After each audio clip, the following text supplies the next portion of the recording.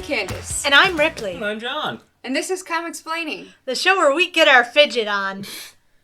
Mostly me. Gross. Yeah, that didn't sound quite how I intended it to. Yeah, we are all terrible fidgets, actually. It probably comes across in the audio way too often when someone's bumping their leg or fucking me, I'll be twisting my chair around or something. Constant background noise because we all just can't help it. Mm-hmm. Neurodivergency be just can't be normal. Yeah, again, Literally neurodivergency. physically incapable of being normal. Someone fix my brain chemistry, please. What if I could? Yeah, But same. I can't, so I won't. No. Anyway, that's what we're doing going into the show. Maybe making things for a better experience because we found I have a stress ball. My boss gave me like 3 stress balls for Christmas. I think that really says something about you. I feel like that. Yeah, I feel like that means they're something. They're sending a message. Right. It's a microaggression. But it also says you're a little obvious about your stress bubble. Your anxiety. Wow, really? No way. Me? You're be. So calm all the time. I'm so sedate. Quiet. Staid. Yep. Anyway, I hear we have some Thor ahead of us. Ooh. We do. Can you tell me what happened last time? I know you can't. I sure can't. What I can do is read the summary. Don't do that. Oh. So it started with Firelord. Kids, how did it end up like this? Shut up. Started with her old pal Firelord. What did he do? Did it? Yeah, it did. He walked into a cube. There you go. Oh yeah. At some point. Right, he walked into a cube and then he tripped balls and Loki was there, but in shadow. But it wasn't. Yeah. No, No, it it wasn't definitely Loki. wasn't Loki. It wasn't we don't Loki. know who it was. We have no idea. It was just someone. It was Someone. Loki. It was someone in shadows with curved horns. It was Dormoki. Oh god, that's a spoiler because Dormoki was involved. That's true. I don't remember everything that happened after that, though. I know Dormoki was trying to take over the world. Right. Because they merged when Dormammu went through Loki with this whole, I'm gonna have my realm take over your realm thing. Right. I also remember that Odin went into retirement home. Yeah, Odin pieced out. Basically. He pieced out. I remember that Loki tried to invade Washington, D.C. Yeah, Loki tried to invade Washington, D.C. after going back to Asgard and, like, I don't know, entrancing or enslaving or ensorcering or just all saying, of the Asgardians. Or just saying, or, go fight. Or just saying, I'm king now. Basically. Odin's gone, Thor's gone, I'm king now. And those they didn't have to ensorcel. No, there was magic involved. I know Sif went off to go find the rune staff of Camotharn after someone... You only remember that because it says it on the cover. Oh, absolutely. But does that mean that it doesn't count? No. So Sif took off to do that, and she went there, and she was really far from the place she was going to be. Yeah. Oh yeah, I mentioned about parking closer. Yeah, that's what I remember. I remember... They can fly, why don't they park closer? Neither of them can fly. I remember that, Right, they can't fly. Sif and Hercules cannot right. fly. Right, But Hercules went. However, Sif can teleport, which is how they got there.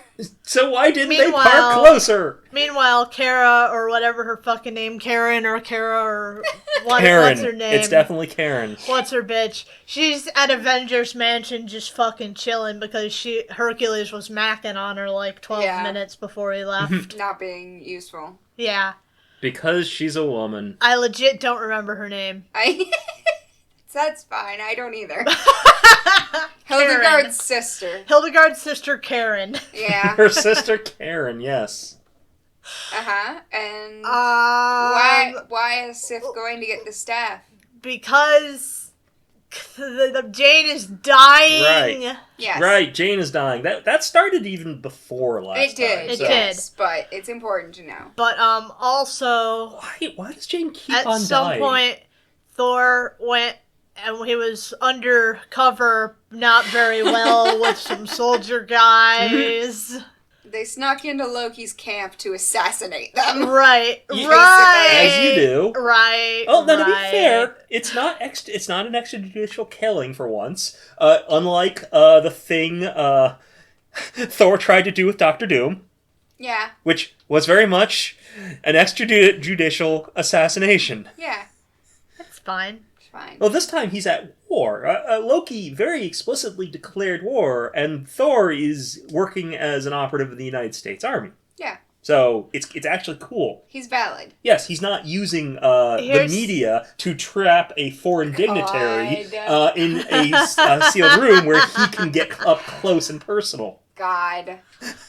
That was so bad. That was a lot. Look, when Thor is assassinating people, you have to compare them to the other assassination attempts. So... Here's the thing. I don't remember how it ended. Well, Thor got captured because Loki was not surprised. Yeah, I do kind of remember that. And then Firelord showed up because, if you recall, Loki put force fields around all the other superheroes. Oh, right. I do remember that. Also, I remember that Loki started becoming less powerful. Well, they were fighting Thor. Yeah, the Dormammu was wearing off. Yeah. And I'm just kind of wondering, so Spider-Man was in that for kind of a while. Yeah. That suit's gonna stink and he's gonna have to pee. Oh, yeah. I'm sure he can hold it. He wasn't the only one who was trapped alone, so there were probably a few piss bubbles floating around Manhattan. No. When those bubbles pop. Splash. Ew. Like I didn't say something almost equally gross. You set it up, for God's sake. I was only thinking about the one. The natural consequences of your action. See, you set it up. Set it up with you. I hate both of you. Spike set match. Yeah. Or set, spike, whatever. Volleyball! So Firelord showed up, and he led the United States Army to go fight Loki. Holy shit. Which allowed Thor to escape. I wish I remembered that. And then Thor and Loki had a home gang. And I remember you explaining that. Oh, yeah. Home gang's not going to catch on, homie. I don't remember. I don't care. I don't remember what it means. It's a duel, basically. Yeah, so they fought one-on-one with no weapons or magic, and, it was the whole thing, like, once Thor puts his hammer down, he's only got 60 seconds. Before he becomes Don Blake. Yep, and all that. And they fought, and Thor won right at the last second. It was a real nail-biter. The Asgardians, came out of their trance and were like... Yay, Thor. Hey guys, this time you were in a trance. Last time you weren't. Yeah. What's the deal? Well, they're a monarchy. I don't know what you want. I mean, there's usually a lot of people who aren't happy about that kind of shit in a monarchy. True. So you get rebellions. Mm-hmm. Well, That's how you get Loki. Yeah, and then Thor was acting like Loki was dead, but we never got confirmation on that. Thor does that a lot. Yeah. Thor was just kind of sad about it. He was my brother. Are you sure Loki is dead, Thor? Okay. Yes, absolutely. 100%. It's terrible. So yeah, that's pretty much what happened. Very abridged version. Which means we're gonna go ahead and read Thor number 235 from February of 1975. Written by Jerry Conway, penciled by John Buscema, inked by Joe Sinnott, colored by Pedro Scatezzi, lettered by John Costanza, and cover art by Gil Kane. Thor stands on a rooftop in the rain, delivering a monologue about how sad he is. Hey, I'm gonna give it credit for one thing. It looks like night. Yes! These wounds they will not heal. Why does it look like night now, but like three or four issues ago? I don't know. He looks to the sky and pleads with Odin to take pity on his favored son, but Seth told him that Odin isn't available, so I don't know what he thinks this will accomplish. And also, you're not Balder. Balder does not exist. No, he does. That's right. But he's not a son of Odin. Yeah, right now. And that's why he's Odin's favorite. Yeah. He rages impotently and lashes out, smashing part of the rooftop railing. Have you considered maybe it's because he's a good boy? He realizes too late that this was a mistake, as pieces of rubble fall toward the pedestrians below. Quickly, he throws Mjolnir, and it smashes the stones off course, saving the people on the sidewalk. The Thunder God catches his hammer and reflects on how his anger is always his undoing before solemnly trudging away. It is, isn't Who's it? the colorist? Petra Scatesi. Alright, Petra. Yeah, he did good on this one. Not so good on the other ones, I'm usually, gonna but guess, this one's really good. I'm guessing amount of time to do it. Maybe. Just different communication and direction, maybe. Different? How about some communication direction? Yeah. Different teams. It's not a different team, it's the same team. That's the problem. It's the same people. Why are they how have they gotten Why is mad? it better? Yes. Maybe they were getting chewed out for not letting it look like night. That's probably it, actually. Yeah. Getting a lot of letters like, what the hell? In an alley below, someone watches Thor retreat with a malevolent gleam in his eye. Obscured by a hat and coat, it's not immediately obvious who he is, but it's our old pal Carl. I thought it was Carl. I didn't think it was Carl. It but is. It's Carl. It is Carl. Look at that bowling ball bag he has. He's back for revenge. He's back for revenge, but can't strike yet because of the damn rain. That's a pretty lame reason. That's Yeah. also not how Carl... Well, I mean... Changes every time we see him. Point. True. It's gonna be different in this issue as well. Oh, Carl! Carl, that kills people. Anyway. He does kill people. He proceeds... Has he ever explicitly killed people? He's No, tried. Not explicitly, but like... I think that's fair. Most of the things he does Could kill people. So he proceeds down the road until a young boy bumps into him while playing with his friends. Carl does not take that well and grabs the kid with a clear threat. However, the bystanders around him take offense in turn to him being violent with a child, Oh, and shit. he sets the boy back down while attempting to brush it off. Man's got too many teeth. True. That's his biggest problem. It's definitely his biggest problem. Thor returns to Jane's hospital room where Seth the Vizier is standing watch over the young lady. Seth is here. We didn't mention that, but he's here. I mean, he's usually around somewhere. I'm not used Nameless. to him being on Earth, though. That's Yeah. true. Yeah, that's new. Loki zapped him away, and now he's here. So it's here that we receive confirmation that Jane does indeed have Padme disease. As Padmitis. Seth informs us that she has lost the will to live. Good lord. He then lets Thor know that Sif and Hercules are looking for the rune staff of Camotharn, which is a very slim chance to save Miss Foster. So let's see. She's lost the will to live. In the future, she's going to have cancer. Any other fatal fates for her that... She was in a car crash once. Yeah, that could kill you. Depends what year was the car crash. I don't know. Did the It car... was never actually in a comic. It was just brought up later. Oh, It so... happened off panel. So probably no crumple zones then. Oh boy. Our intrepid pair are walking through the alien world of Camotharn on their quest. Hercules isn't really sure Sif knows what she's doing, questioning whether the tower they're walking toward is even the right place to go. Well, this place is a very, very weird-looking place. Sif is certain that it is, however, which, fair play, it is literally the only thing lit up here, so at the very least it does seem important somehow. I mean, typical. He won't listen to the navigator. Of course. Herc's fears are put to rest as the two come under attack by a bunch of weird hairy guys, who are being urged on by a booming disembodied voice. Sif and Herc have some fun banter here as they defeat their assailants, which is great because you can kind of see a friendship forming between them.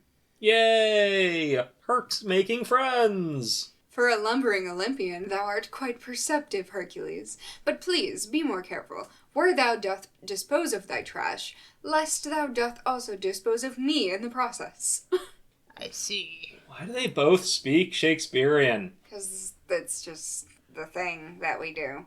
Because Jerry Aldo decided that they must. That wasn't Jerry, that was Stan, baby. Oh. That was Stan way back when. Yeah, but this is... Was Stan deciding that Hercules talked like that? Not usually. I don't know. Once the fight is over, the voice calls out to them, taking offense at their trespasses just before a brilliant light engulfs them both. They reappear in the throne room of Camo Tharn, before the mage himself, who is honestly pretty cool looking. Yeah. You know he also smokes the thickest blunts. He could use some orthodontistry. Well, He's probably British. he's this shriveled old man with tattered robes, decked out in jewels, and with a blindfold over his eyes. It's a really good wizard design. Yeah, it's a pretty sweet wizard design, though if he didn't have the staff, it wouldn't be reading wizard. True. Hercules charges forward, furious over the indignity of being moved without his consent. Wow! But before he can attack the old man, he gets shot with a beam from the staff that causes him to go deaf. Oh, shit. If you're questioning why the wizard would do something that specific, it's because Sif tried to tell Hercules not to attack the wizard, and Camo said something about her pleas falling on deaf ears, which is kind of funny. That's very petty. That's Yeah. extremely petty. He's like, I honestly love this guy. This guy is so petty. Wow. He's like the perfect evil wizard, honestly. Sif asks why he would do such a thing, but it seems pretty obvious why he would do it. He's an evil wizard and he can. I like how Herc is just screaming, I cannot hear! She then delivers her plea, explaining that her beloved's lover is dying and she needs his magic to save her. The mage does not react well, calling her a fool and saying that his power is his alone to use. He says that he gave up his sight and every soul on this planet to gain it, and won't give it up for anyone. That's a sacrifice. Yes. Hercules has recovered by now, and though he can't hear what's being said, he can tell by sight that it's not going well. So he tackles the magic man before walloping him to the ground. Camo Tharn comes back with beams from his staff. Oh, fucking beams. Motherfucking beams. Which Herc dodges. And I guess Sif got to be useful in a fight this issue, so now she has to be set dressing, because she contributes nothing to this encounter besides a silent prayer to Odin, which is basically the most useless thing she could do. Yeah, that man's not picking up the phone He's right not now. answering. Hercules even jumps in front of her to block a beam because she's too busy looking scared to do anything. God damn it. Sif can be useful. Once. Helpless because she's a woman. Returning our gaze to Earth for the moment, we see Thor and Seth standing over Jane as someone comes in with a lunch tray. It's a good thing Jane is unconscious and probably not eating right now, because in my experience, there's nothing good on that tray. Fortunately, it's a ruse, for the man holding said tray is actually our good buddy Carl, who by impersonating hospital staff is able to sneak up on the unsuspecting Odysseus in order to touch Mjolnir. Yeah, his bedside manner must have been really... He must have been really selling that. Mm-hmm. I mean, who knows? Maybe he just wants to be a nurse. Doubt. He lays his hand upon the weapon and instantly absorbs its properties before screaming and hulking out of his shirt. Thor is so shocked by this that he hasn't even fully processed it before Carl sucker punches him through a wall. Smacko! As always, we appear to be playing fast and loose with how Crusher's powers actually work. So I was under the impression that he had to be holding on to something in order to absorb it, but right now it seems like one little tap on the hammer is enough to keep him transformed for quite a while. And he pulls his ball and chain out of his bag, and it also takes on Mjolnir's properties. I don't know why the ball and chain does that. I've never known why it does that, but I just accept it. Has it always done Yes, always. that? Okay. Sure. I guess because it was on him at the time that Loki empowered him, maybe. Okay, so Loki couldn't tell where Carl stopped. It was an the area ball of chain effect. began. So as far as Loki's magic is concerned, that's all Carl. Yeah. Including the shirt and, I guess, the bag. Yeah. And the pants, because it's all gray. Yes. Thor's the shirt isn't anymore. The shirt is not there anymore. Well, but it was gray while it still existed. Any new shirt he gets, though, won't be. Thor is... Well, he has to absorb the power to make it gray. He has to absorb the power of the shirt. He can become made of cotton. Thor's finally getting with the program, blocking Carl's swings as he laments that the Absorbing Man's power didn't fade with Loki. So yeah, I guess we're just not going to explain what actually happened there and keep acting like Loki died. Loki's dead, guys! Forever. The end of the last issue was so weird and vague, and then it immediately just cut away to do something else. I would give anything for any amount of explanation. Please, God, Jerry. No. No, Jerry killed Absolutely Loki, don't you not. know? Yeah. Don't you believe it? Yeah, forever and ever. The Odinson lands a blow, but with the power of Mjolnir, Carl is able to send a shockwave through the floor, toppling our hero to the ground. He's in a tough spot, and so are Sif and Herc, as the latter is pinned to the floor by beams, and the former is dabbing above him. I'll give you... That's a trope that I do enjoy. Beams? No, when things are going bad for both teams at the same time. Yeah. It's not bad. Sif is dabbing.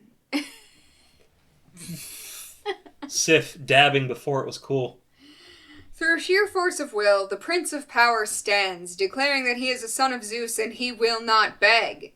He wallops Chemotharn one last time, sending the frail wizard flying into a wall where he crumbles in a heap. Hercules retrieves the staff, which is just a stick with a lion head on top. It is pretty cool looking. And Sif teleports them both back to Earth. See, now Chemotharn's not going to look nearly as cool without the fucking staff. He's also probably dead. Well... It's fine. Good for everyone else there, frankly. There's no one else there. They're all dead. Oh. He said that even all the furry guys? I think he made those, so they're not, like, real people. Okay, well, like, I knew that he sacrificed everybody's souls, but I didn't know that the hairy guys weren't alive. I think so. Bummer. Yeah. It's a very lonely place. They arrive in the hospital to find the signs of Thor's struggle, though they don't see the combatants just yet. Sif rushes to Jane's room, where Seth tells them both that Thor is fighting the Absorbing Man. The battle is moved out onto the street, which is a much better place for it than the middle of a fucking hospital. Agreed. That is true. Hercules wants to rush out to help his buddy, but there's no time. Sif needs him here while she uses the staff to save Jane. She's not willing to wait any longer to enact her plan, as she orders the Vizier to prepare the spell of revival. Next issue, the final fate of Jane Foster! What did you guys think of this one? Chemotharn was pretty cool. Yeah. I was bored, though. Yeah. Carl just showed up. Yeah. And was there. Wait, what the fuck was up with that? Just out of nowhere. Yeah. And he works differently, and he's not even gray on this cover! Oh, God. So, 2.5? 2 3/4. Yeah, 2 3/4. I like that. Okay. Well, I'm so glad we've introduced quarter ratings. I mean, the CMRO uses decimal points. They do. Hell yeah.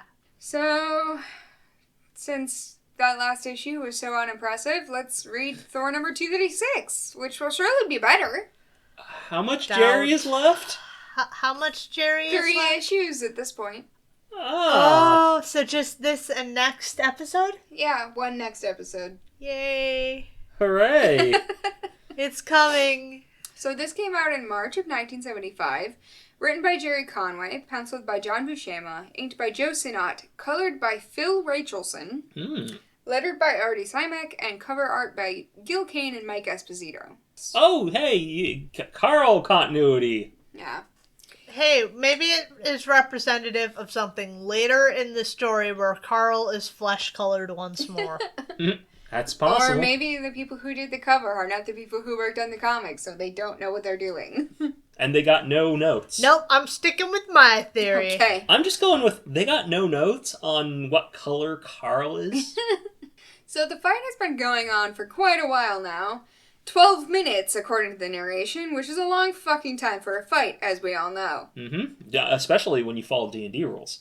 By now in the process, the combatants have both stopped to formulate their strategies, staring each other down with racing thoughts. Thor laments that while this is happening, Jane lays dying in her hospital bed. She's coming to the end of the line, and he is losing precious moments that he could be spending with her. Carl notes the grim expression on his enemy's face and thinks that Thor must hate him as much as he hates Thor. The Thunder God must be thinking about how bad he wants to break his skull, but he's not going to get the chance.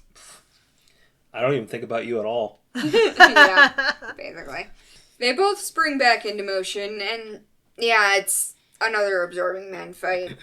I feel like the more this happens, the less I want to talk about it. Mm-hmm. With apologies to any Carl stands out there, I simply do not find him to be an engaging villain, and fight scenes with him are literally always the same. Yeah.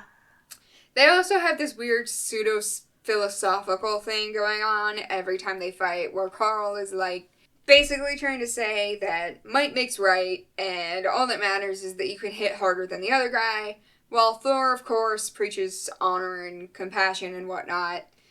And maybe I could find that interesting if it was anyone other than Carl, but probably not. I mean, not more than once. They trade some blows and insults until finally Crusher is able to down Thor by taking a cheap shot when his back is turned. Ooh. He declares ultimate victory just before he starts to beat up some cops and throw around some cars, just having a grand old time. Ultimate victory. Yes, I did it, I beat Thor forever. Did it. Hercules watches from the window of Jane's room, filled with rage over someone beating up his fight bro. He desperately wants to go help, but Sif insists that she needs him here, and I gotta be honest, it doesn't really seem like she does. Everything that she does here is completely independent of both Herc and Seth, so I just don't know what she's trying to say. It feels like a pretty flimsy excuse to keep Herc out of the fight. Yeah, I can see why she'd want to be around the Vizier, because the Vizier has magical knowledge. Yeah, exactly. But Hercules has no reason to be there. Hercules is useless in this situation. So, let him go fight. So Jerry came up with this idea that Thor would lose, and he had no idea what to do with Herc. Yeah. Anyway, Sif reiterates everything we already know, that Jane is dying and she's going to save her with the staff that they took from Camotharn. I wish we could stop talking about this and just do it already. Why is the staff going to save her? She lost the will to live. She doesn't have cancer. We have to do it because we're summarizing for the people who didn't buy last issue. Yeah. Yeah, but why is the staff able to do that? Yeah, why is it able to give her the will to live? All we've seen of the staff is that it shoots beams. Because he had to trade all those souls, so he's just going to give her some... She's just going to give some souls. Okay, fair. Those souls probably had the will to live, and they're not using it. So now, it's time to completely cut whatever little tension we had by checking in on Orin. Oh my god, no! Go away, you ancient fucking man! Just, you stay in your retirement home in Montana or wherever. California. Yeah, they said it was California. I forgot. I was guessing, okay? This is a good look for him, though. We learn a little bit more about him and his circumstances, including the fact that Judith and her family are apparently part of some kind of commune. Right, I remember Judith. Which might explain a thing or two about her actions thus far. The weird old TikTok conspiracy theory shit. Yes. About a month ago, the commune took him in, and he has no memory of who or where he was before then. Apparently, Judith has told him that it's common to have complete amnesia, so it's clear what kind of education level we're dealing with out on the commune. But also, he's the perfect sucker for a commune like this. He knows nothing. Yeah. He has no ties to the outside world. And even if he does... So easily indoctrinated. Even if he had ties, he doesn't remember them. Right. So Judy and Oren roll up to a general goods store in their pickup to grab supplies for the commune. Some locals watch disapprovingly as Judith goes into the store, approaching Oren once he's alone to tell him they don't like creepy old men who date young girls. This is a very weird interaction, as in theory I agree, but there's no reason for them to think that's what's happening here. Right, I would assume that was his granddaughter. Exactly, that's what I was about to say. But I guess these guys just are itching for a fight because Oren tries to push them out of his personal space and they all immediately start to throw hands. Good luck with that. I mean, he's fucking huge. Yeah, he's a biggin, and you're, He's fucking huge. Heavy as a dumpster, I'm sure. So it doesn't really go well for them. He pretty effortlessly picks up and tosses the men before one of them returns with a billy club, which he is shocked to find is not terribly effective. Woof. It just backhands the man It's through not a terribly window. effective on this giant old man. I sure hope he's gonna pay for that window, though. The commune will take care of it. Oh, good. Oren backhands him through the window of the shop, where he bangs his head on the counter and passes out. Judith, the shopkeeper, and Oren are all stunned by this display. And I would like to note that Oren still talks like Odin, and He did. I didn't did he? notice that.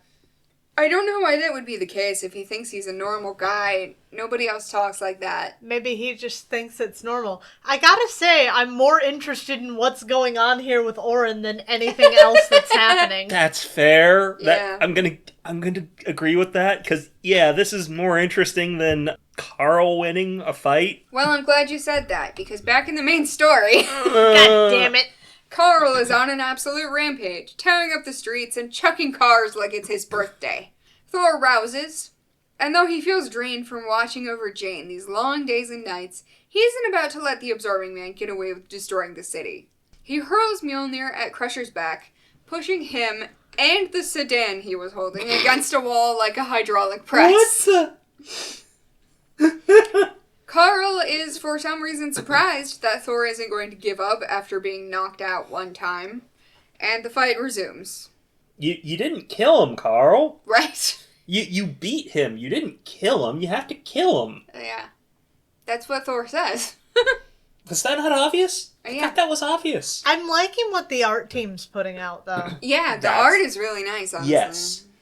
Back in the hospital, Sif has finally started doing something. She holds the staff overhead while chanting in a strange ancient language. Eerie light and smoke fills the room, which Hercules finds concerning, but Seth assures him that this is normal and won't hurt Jane. How do you know? He's magic. Yeah, but He knows things. how does anyone know about this staff? Everybody knew about it. Remember, Hildegard was the one who Right. reminded Jane about it. So that's kind of a good point. How does everyone know about this one guy's stick? There must have been a really cool story about it. Yeah. That Just was a told. legend, I guess. That was told by one of the people who died, Maybe. You never know. whose souls were consumed. Maybe someone who, landed on that planet and managed to escape and was like, oh, there's an old man with a stick. They somehow managed to get to They Asgard. had, a space loot. Yeah. Down on the street, Carl tells us how he recovered from his last encounter with the God of Thunder. We care? Apparently, after being thrown into the river and washed away, he was able to latch onto a rock and thus stop being made of water long enough to drag himself to shore. He took 6 months to regain his nerve, and another few to plan revenge. With all that preparation, he's positive that Thor can't win. Wait, hold on. Plan? Plan? Exactly. His plan- I'm glad that you're with me on His this. plan was to touch Mjolnir once and then stay transformed for the next 30 minutes. And it took him months months. to come up with that. Yes. He's Carl! not known for his intelligence, okay? So why is he... You know, why are he and Thor having philosophical duels when neither of them are the sharpest tool in the toolkit? Because God knows we can't have a fucking single goddamn page without a fucking dialogue balloon. We have to keep writing dialogue, even if it makes no sense for them to be talking because they're punching each other. Okay, that really is That's a really sea change. Yes. when we move from these dialogue-heavy panels, even when it makes no sense, to... That was what was working with the fucking Orin scene. Yeah. Yes. Thor actually concurs with this assessment, delivering a punch that stuns Carl long enough for him to run into a nearby department store. Carl chases him through the ground floor and up the stairs to the toy department, where Thor stands brandishing his hammer. The observing man is through with this nonsense, declaring that the hammer will do the Odinson no good, so long as he can just absorb its power. He snatches the hammer and tosses it on the floor before moving to strike, but as his fist connects with the Asgardian's face, his entire arm crumples uselessly. For you see, it was not Mjolnir that he absorbed this time, but a simple toy made out of cardboard. What? he absorbed the power It says made in Japan. of a toy Mjolnir. Yep. They needed the Japanese to make this cardboard This hammer. cardboard hammer. They imported this from Japan. Well, I guess it must have been cheap at the time. This defeat apparently inspires Carl's new living accommodations. Cardboard box! As Thor helps the cops shove him into a man-sized cardboard box and tape up the flaps. There's literally tape on it. I see it. They shove him into a van while Detective Blumkin, our good pal Detective Blumkin, tells Thor what a good idea that is. And he says, imagine a guy who really can't punch his way out of a paper bag. Well, that's how you stop him. You put him in a paper bag. Yep. Thor is distracted from this conversation when he looks toward the hospital and sees Jane's window glowing. He takes off immediately, making a beeline straight for his beloved, to find out what new trouble this could be. He enters the room to find Seth and Hercules standing around and Jane lying in the bed. As soon as he arrives, she awakens, her vitality and health restored. Her depression cured. Filled with joy, Thor embraces her, but he does think to ask where Sif is, as she's been nearby this entire time. The Vizier tells him that Sif used the rune staff to transfer the entirety of her life force into Jane, which means that Miss Foster is cured, but Sif now resides within her and can't come back out. Huh. I was afraid this is where we were going with this. Jane says that she had a dream about a woman pulling her from utter darkness into light, that the two lovers hold each other for the first time in years. So wait. To be cured of depression, it takes a goddess sacrificing herself. Yeah. What the fuck, Jerry? What do you guys think of this issue? I think that this is a great way to have Odin not involved in their relationship this time. Sure. I'll give It's you also that. a great way to get around Thor being weird about both of these women. By turning Combining them. by turning them into one woman. Yeah. 2.75. I just think they should have turned to a giant woman. They should have fusion hot like in Dragon Ball Z. That could work. That could work. I was thinking Steven Universe, but it doesn't deserve a full 3. No, not really. Oh god, not Ulik again. Fucking Ulik. I forgot that I saw his name in my database. Yeah, it's him. It's Wasn't he invading Korea? No, they were coming from They were Korea. under Korea. Oh right, Thank you they very live much. under They came Korea. from Korea to invade New York City. They're Korean. Yeah. They are Korean, right? Yeah, for sure. Subterranean Koreans? Yeah. Subterranean. Sub-Korean. So yeah, Ulik is back in Thor number 237 from April of 1975. Written by Jerry Conway, penciled by John Buscema, inked by Joe Sinnott, colored by Petrus Gattezi, lettered by John Costanza, and cover art by Gil Kane. Some time has passed, and we now find Jane Foster and Donald Blake enjoying a date at a fancy restaurant. Wait, does that mean Jane also has a... No. Okay.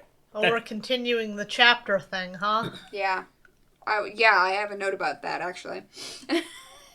As they're leaving, Don comments about their waiter, Andre, putting the moves on Jane, which did not happen. They had a completely normal interaction, and even though he's joking, this is still weird to say, Don. Don? Jane is having none of it, saying that if he's going to be jealous of anyone, it should be Thor. Though she loves Don, she remains absolutely captivated by his godly alter ego, slyly comparing herself to Lois Lane as she explains this. What? Yeah, she says, like a certain girl reporter, I'm simply fascinated by my mild boyfriend's alter ego. Oh my god. This is not the first time that Thor gets compared to Superman, by the way. She goes on to suggest that the two of them take a couple's vacation, as spring has come and she's getting in a romantic mood. But Don has only just returned to his practice 3 weeks ago, and doesn't want to leave his patients in the lurch so soon. Don't worry, he will. He will. Still, they've been apart so long, she just wants to spend every possible moment with him. Down the street, they accidentally walk into a car chase that swings around the corner. Oh. Fuck. One guy leans out of a convertible to take pot shots at the pursuing cops while his partner focuses on the road. Oh, there is a third guy. So there's a third guy that shows up later, and I was very confused about that, because at first I only saw two, but there is a third guy. It's just so small. So yeah, there's three guys. The gunman shoots wildly, and one of his shots grazes a woman walking her dog on the sidewalk. Rude. Jane attends to the woman while Dawn runs off to an alley to transform into Thor. The God of Thunder hurls his hammer, and it goes straight through both of the front wheels, taking the entire axle with it. Hey, Thor, that kills people. It's fine, they're fine. They're trying to shoot people. True. Yes, but, a car careening out of control.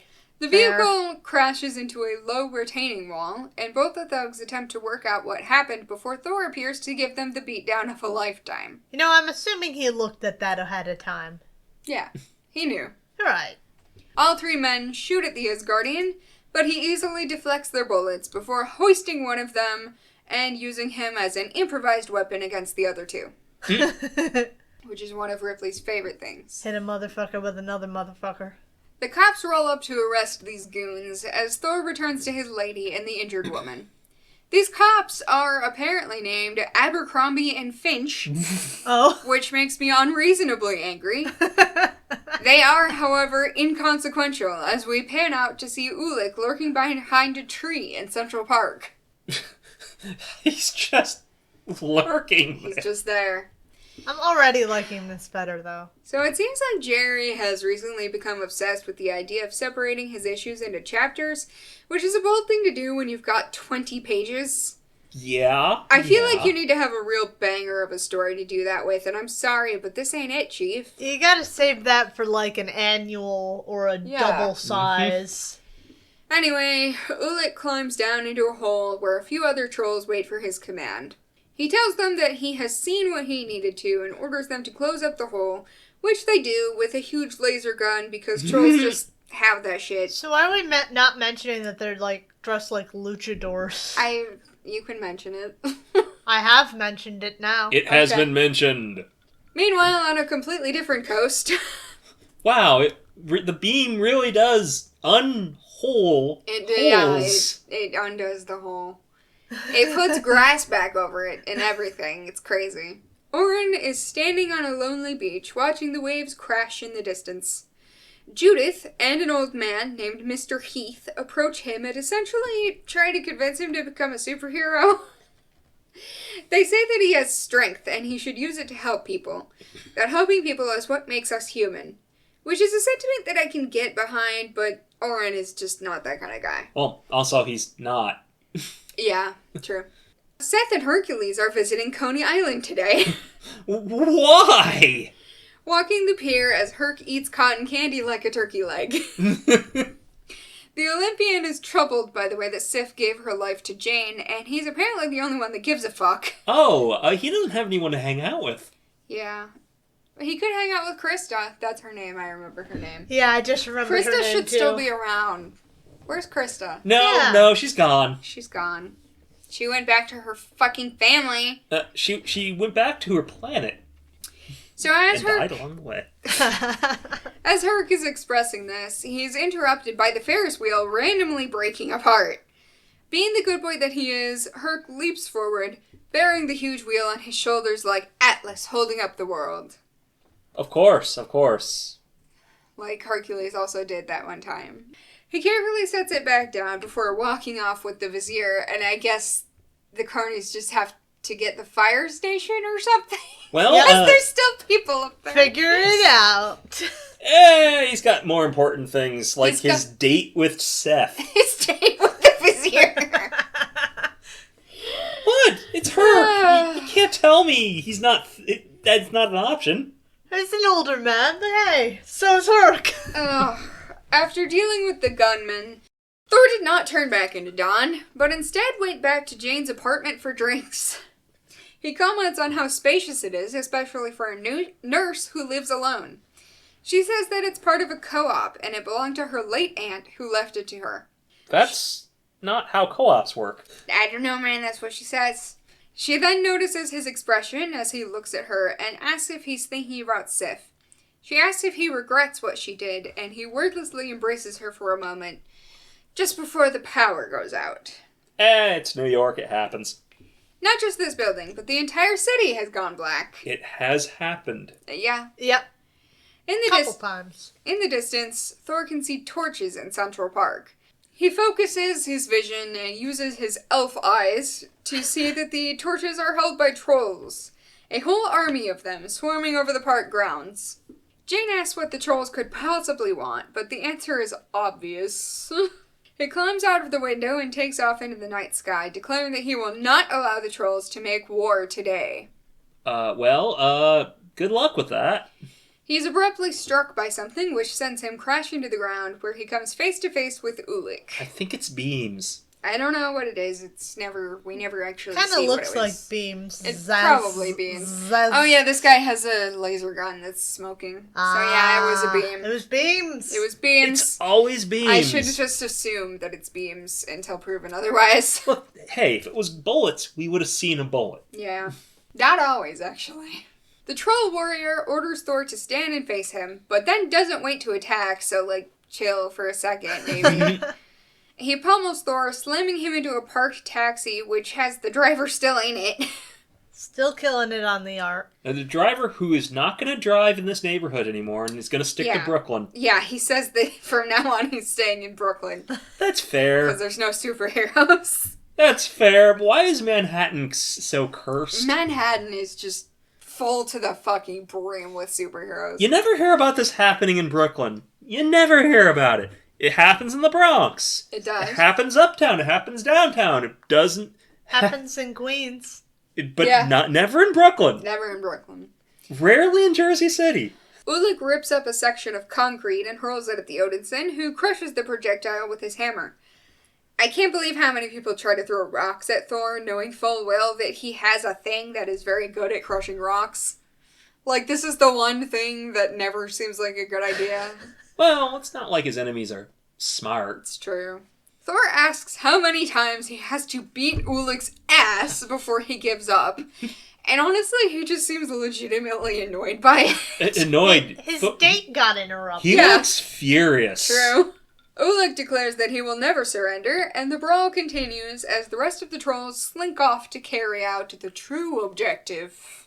They enter an apartment building, scaring another different lady with a dog, and take the elevator up to Jane's unit, where they knock on the door, and she does not use a single brain cell when she just fucking opens it.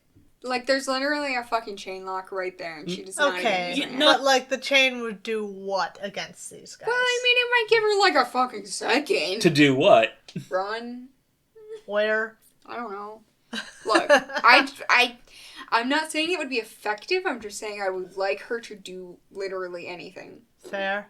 I don't think there was much she could have done in this situation. That's not the point! Thor punches Ulik through a shop window, which he doesn't much care for. Yet now the time for games is past, as his plan comes to fruition. His army returns with Jane in hand, and Thor can't attack without endangering her. With the love of his life held hostage, he is forced to listen and obey. To be continued? ... Question mark? Jerry, are you unsure if you're going to be here next time? What do you guys think of this issue? Somehow the issue with Ulik is the best of the three? True. 3 stars? Yes. Yeah. agree. I don't know how the Ulick story... Believe it or not, CMRO completely disagrees with you. This one has the worst rating of the 3. Really? Yeah. Why? The other 2 were like over 3. This one is a 2.8. I really enjoyed actually the date night stuff. Yeah. That was fun. Herc's date night, Thor's date... Don's date night, with Thor's date night. Yep, that's what I got this week. Next episode, we have our last episode of Jerry. Nice. Are you guys excited? Yes. And terrified, because don't we kind of fall off a cliff into Randomville? It gets a little bit messy. We have Roy Thomas for literally 2 issues. So don't get comfy. And then Steve Englehart is there for a couple issues. And then we get Len Wein for the foreseeable future. Okay. These are all names we're familiar with. They are. This is the 70s crew. Yes. But right now, Thor is about to be handed off The between... self-insert crew. We're going to be playing hot potato for a little while. Yes. Yeah. Thor's just going to be handed off between writer to writer until he finds a new comfy home. All right. Well, while we've got you here, why don't you tell us what you think about the departure of Jerry? How you feel about that? Do you think this was justified for chapters? Did we miss? Was there a chapter 3 I completely missed here? I don't remember. I remember seeing chapter 2. Was there a chapter 3? Yes, there was. Night Okay, War. there was a chapter 3. Oh, this is supposed to be night. That's not supposed to be the moon. Oh. Yeah. Okay. I mean, it's slightly better than usual. Yeah, but we've seen them do night properly. Yeah. I'll accept it, though. I guess. It gets... So, what do you think about the chapters thing? Is there a certain threshold at which you think your page count should be, or how grand your story should be? What's your point of Volstagg stamp where that's okay? Throw me off my rhythm. We haven't seen him in a while. Threw off your groove. We haven't seen a lot of people in a while. We haven't. Jerry, do you not like them? Haven't seen Boulder in a while. I miss Boulder. I know. He's the best boy. Boulder for best boy. But, it needs to be longer for chapters.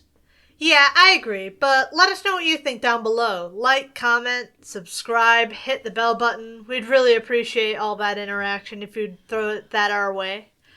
If you want to throw the show a couple bucks, we're over on Coffee, but really the stuff I mentioned earlier is more important than that. We're on social media over on Tumblr, Jitter, Facebook, and Instagram, and Blue Sky. I still haven't made imagery for that, and I also still haven't updated any of our banners for this season. Because I'm dealing with a depressive episode. Yeah. Oof. Also, mood. Anyway, God, I'm struggling here. I'm sorry. It's alright. I'm sorry. Ugh. Don't do that. Please, Whipley, tell us more. I don't remember where I was. Kill me. Join our Discord. Yeah, join our Discord. It's gonna be included on the links, in the comment. I want to die. John wants to die. Yes. So don't forget to like, subscribe. We have to kill John. Please. Like surprise and smash the motherfucking bell so we can kill John.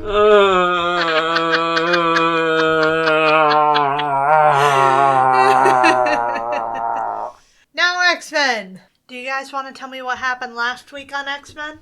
Do I? Yeah, hopefully. Do I? Hopefully. Well, we ripped off Alien. We did. Oh, yeah. It was a Christmas issue, but it was also Alien. But it was also a Hanukkah issue. Yes. Happy Hanukkah. Happy Christnacalian. Christnacalian. Christnacalian. Sure. That's the traditional Hanukkah celebration. An alien, a magic alien, invades. It was a demon, actually, but... Which is just an alien made of magic. Basically, just ripping off Alien, but with Kitty. because all the other X-Men left her alone. They had somewhere else to be on Christmas. Yeah. And she was sad because she wanted to see her parents for Hanukkah. And then there was a demon. True. That chased her through the house. Where'd the demon come from? The Cairn! The Cairn! The Cairn that wouldn't matter ever again, but did. The Cairn that we all know and love. Is this thing just going to spit up demons every so often? Every Christmas. Roundabout. Christmas special. Oh, God. So this is how they celebrate Christmas. For Yeah, they wreck the house. For Halloween, they visit Rutland. And for Christmas, demons visit the X-Men. Yeah. Right. Exactly. So Kitty... Such weird holiday traditions. Kitty killed that thing with fire. You know, as you kill an alien. As you kill an alien. And she set it on fire with the blackbird, which she'd Yes. been practicing on earlier in Yes. the issue. It was foreshadowing. That's Chekhov's gun. This Chekhov's blackbird. Which is a form of foreshadowing. Mm-hmm. And then everybody reappeared, and it turned out that Chuck and Storm and Piotr had gone to pick up Kitty's parents from the airport. So her parents were there, and she was so happy. And she kind of wrecked the house. Yeah, but it's okay. Whoops. Yeah. It happens. But since they didn't see the not alien, they're never going to understand how much danger she was in. Yeah. Yeah, she's just a teenager being a teenager. We're so sorry. Here are some more tuition checks, Mr. Xavier. Yeah, and in the second issue, Wolverine and Kurt were making fun of her for almost dying. Yeah, because she Basically. made a mess they had to clean up. She made a mess. Other things were happening. I have no memory of this. Well, I'm thinking. Hang on, I'm Something- thinking. all right. Well, you missed a lot, actually. You kind of stuck with the kitty thread. Because but that's the one you remember. there's a couple other things that happened there. For one, Scott called on Christmas. Oh, that's what it was. Oh, yeah. That's what it was. It was Scott. That's why I didn't remember it. Scott Yep. and the maybe girlfriend. Not girlfriend. Not Yes. girlfriend. Not girlfriend at all. The captain of the fishing boat that he was hired on, Yep. who is a woman, Lee Forrester. Lee Forrester. Who is into him. Well, Oh, she is. She is, but that doesn't mean anything. It's not particularly motivating to the plot at this point in time, apart from the fact that she picks Scott to go with her. Yeah. Because he's attractive. Yes. Actually, that's why he's there at all. He likes eye candy. God knows he doesn't have any experience in the field. But everyone else there is kind of ugly, and she wants to see someone attractive. Yep, so Scott is working on the fishing boat. Scott's working on the fishing boat. And Lee's father commits suicide yeah, in yeah. the swamp, Yep. as you do. Apparently, that's... Spurred on by despair. Oh, God. Everyone's favorite. There's a reason we forgot. Everyone's favorite DeviantArt OC, despair. That it has the apostrophe you think it has. Yep. And Man-Thing was also there. And unfortunately for Man-Thing, he's not as effective at dealing with despair as Manifestations of fear. Yeah, he's very good at affecting other things, but despair, not so much. So he set himself on fire a couple times. A couple times. Yeah, he doesn't seem to learn. He'll walk it off. He's not the brightest bulb in the box. But he does heal quick. Yes. So despair encouraged Lee's father to unalive himself. He did seem to do that. He did do that. And then despair took on his identity and went to his house. And I guess waited for his daughter to come? Yeah, Yeah, well, actually, he called Lee. he did. He called her and was like, I need you to come here and do something. And she was like, hey, Scott, do you want to come on an airboat to my dad's house? And he was like, okay. Oh, boy, an airboat? That sounds fine and normal. That sounds close to an airplane. Nothing Gee, bad. golly gosh. Nothing bad He could happen. loves planes, though. Why do we keep making this joke? He loves it. He does. He does, but unfortunately for him, they don't love him. It's true. But, so they get on the airboat and they go to Lee's dad's house, and they find Despair. Well, they think they find Lee's dad. Well, yeah, but then it turns out to be Despair.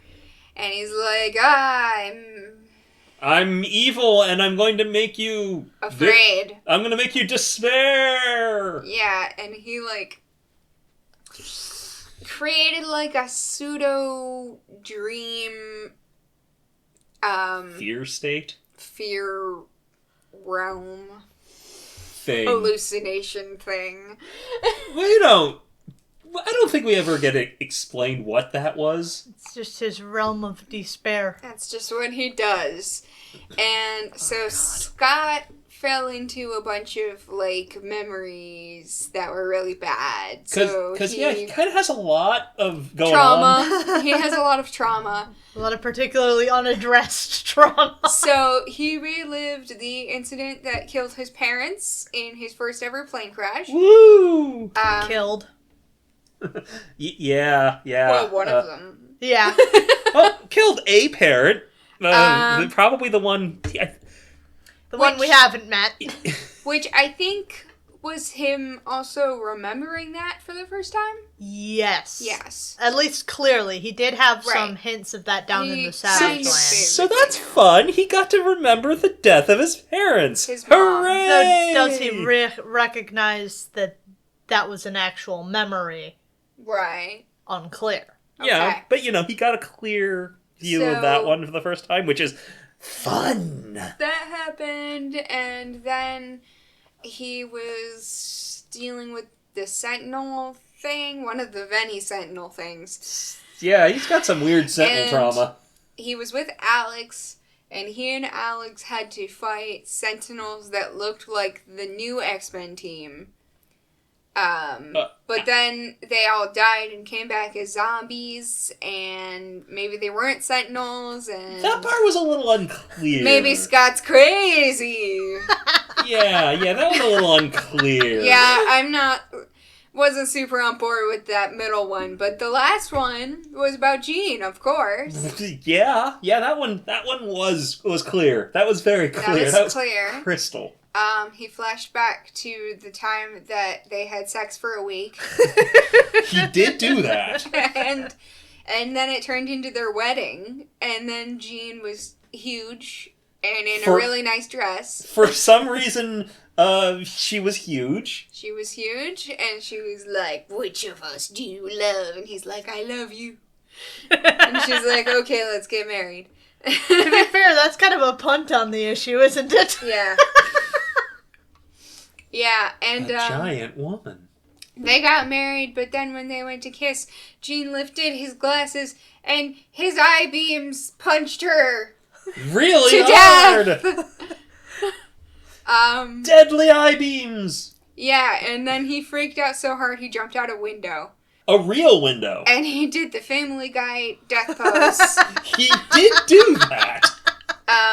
But then he saw Man-Thing coming in to fuck up Despair, so he went and put on his costume.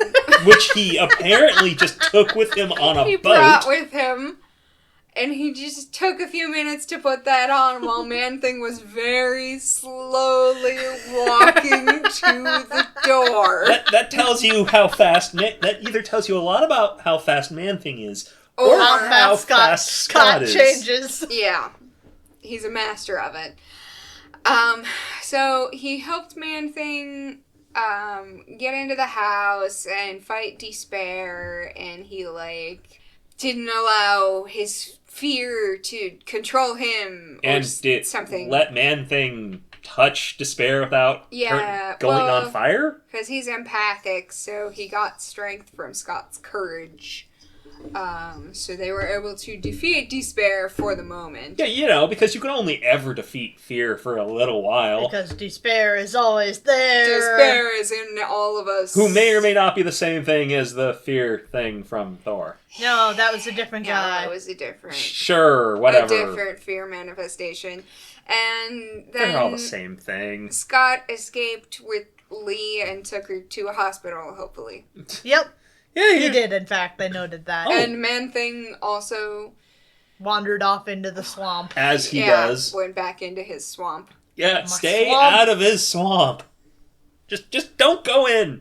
That's pretty much what happened. Yeah.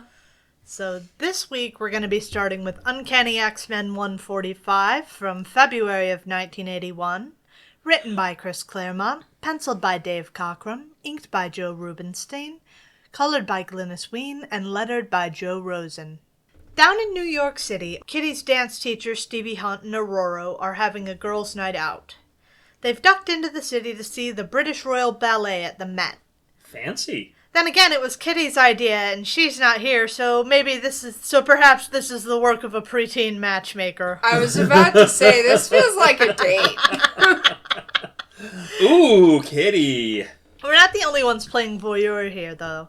A mysterious figure in a green cloak watches them from the middle of the street. Wow, I wonder who this could be, the person in the green cloak. I wonder who it could be. Could it have anything to do with the cover? Nah. This is just like that fucking issue where they were trying to act coy about it being Loki, but Loki was on the cover, and also you could clearly tell that it was Loki. I swear to God, they don't give the cover people notes. But no, this was originally going to be an outing with Kitty and her dance teacher. But then the kiddo fell ill. Not wanting Stevie to miss out on her present, though, she sent Aurora along. She's still a little uncertain about Hunter as she talks about what it took all these dancers to make it to this level, all the physical pain and sacrifice. But the door to the box silently slides open, and a woman in a green dress enters, dropping the curtains and touching the women gently on the shoulder. She's hot. Aurora whirls, knocking her chair over as she goes, demanding to know the identity of her attacker? Seemingly no, even though she introduces herself as one of Arcade's assistants, Ms. I Locke. remember her. Oh, God.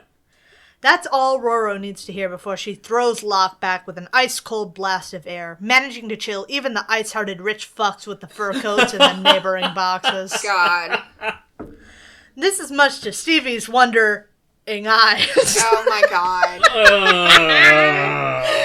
As she doesn't know that Kitty and Xavier's whole crew are mutants. Hang on, I just noticed Aurora is wearing a dress that's like a riff on her costume. It is. It's cool though, right? It's really cool. I want to see more of it. I want a better view. I think we do get a better view at some point in here. Okay. Well, that's good, because we haven't yet. Nope. Whoops. It would seem that Locke is fully and completely trounced, but once she regains her feet, Hunter loses hers, collapsing in a faint. That touch on the neck she gave them wasn't just an attack in the legal sense that any unwanted touch is an assault. No, she literally fucking poisoned them. Great. And if they don't listen to her proposition, they'll both just fucking die without the antidote. So it seems that Arcade got himself in a little bit of a pickle with Dr. Doom. No way. I wonder how that happened. Wow. Actually, I am very curious how that happened. Genuinely, what business does he fucked around and found out? Yes, but what kind of fucking... Maybe someone put out a hit on Victor and... And what Arcade thought, yeah, you know what, He thought he could do that. He thought he could do that. Take him. I want to know how that played out. I am actually desperate to know how that played out. Dr. Doom then kidnapped Arcade, swearing to make him pay, and since Doom is not a man that makes an oath lightly, the X-Men have to go rescue her boss, because she'll be damned if she's going on the job market again. It's a hard resume to sell for legitimate work. You're kind of locked into the life unless you want to explain that 10-year gap in your work history. What was the early 70s like for employment? I have no idea. It must be extra hard since she removed all her internal organs. Oh. Oof. No, that gives her opportunities in other fields. Modeling, maybe? Yeah. As Aurora begins to fade into blackness, Ms. Locke explains that she's kidnapped the nearest and dearest to the X-Men off to Murder World. Well, they'll die if the heroes don't do as she demands. Of course. So who do we have here? Mother of the Year Moira McTaggart. Kurt's sister girlfriend. Ugh. Mr. and Mrs. Grey. Candy Southern. And Lil Ilyana Rasputin. Oh, no! Actually, I think it should be like Ilyana Rasputina, technically. It should. Marvel's very, very inconsistent on that kind of thing. Like, you'll see it a lot with Natasha, even worse, though, because they'll sometimes use the anglicized Romanov, and then sometimes it's Romanov, and sometimes it's Romanova. Like, I think it should be. Yes. There's a whole naming convention in Russian. It's just how it's done. Marvel is not consistent about it at all. But I'd love to know how she got some of these people.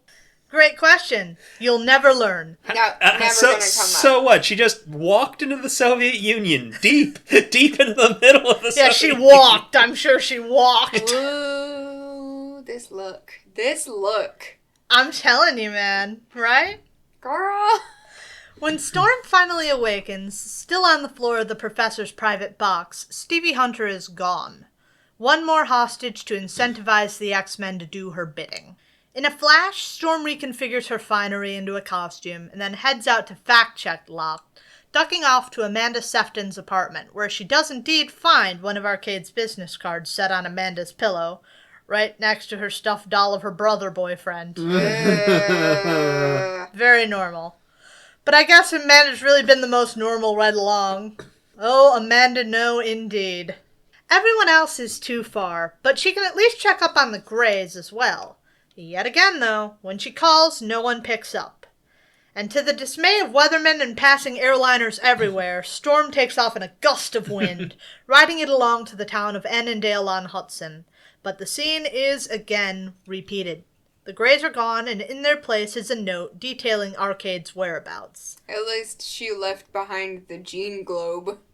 The gene globe. God. Oh, God.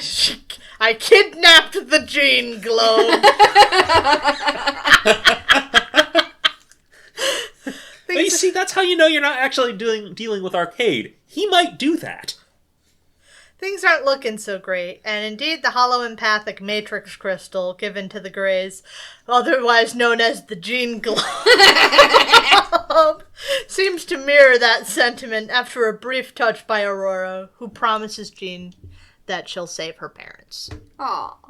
Back at the mansion, the X-Men gather around, figuring out the game plan, including Beast. Anyway, Beast agrees to send the X-Men the Avengers files on Dr. Doom. Sure hope he's allowed to do that because this is coming up with increasing frequency. Come on.